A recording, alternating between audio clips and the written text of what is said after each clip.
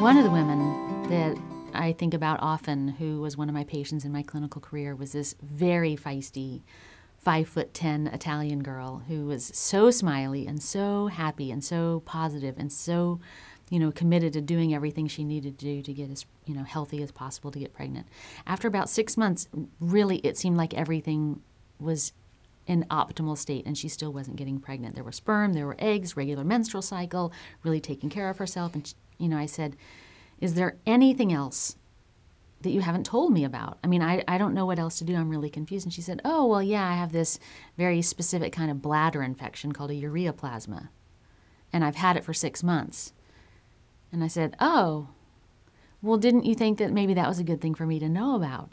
And she said, well, I was seeing the Centers for Disease Control for this because it was a very, very difficult kind of treatment. And I've been on a different course of antibiotics every single month for the last 6 months, and I just figured they had it handled.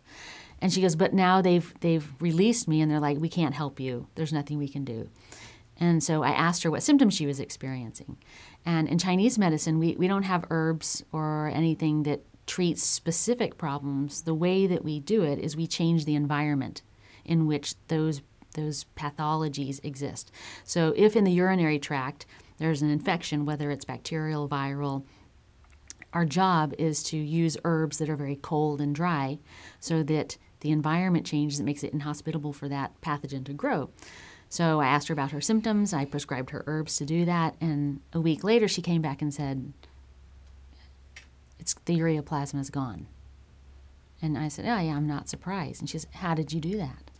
I said, it's not that fancy. Like, what we do is not that. It's very simple medicine. Just have to make the correct diagnosis at the right time and develop the right strategies. And then she was pregnant in a month. So everyone was really happy.